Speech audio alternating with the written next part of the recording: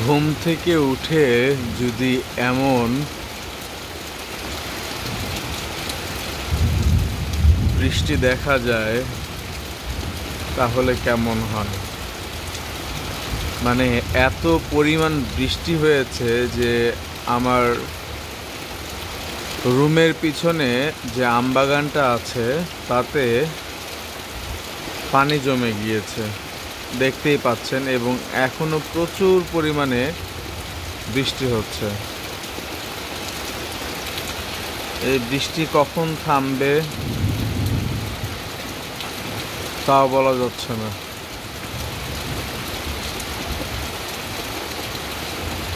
অবিরাম ঝরে যাচ্ছে।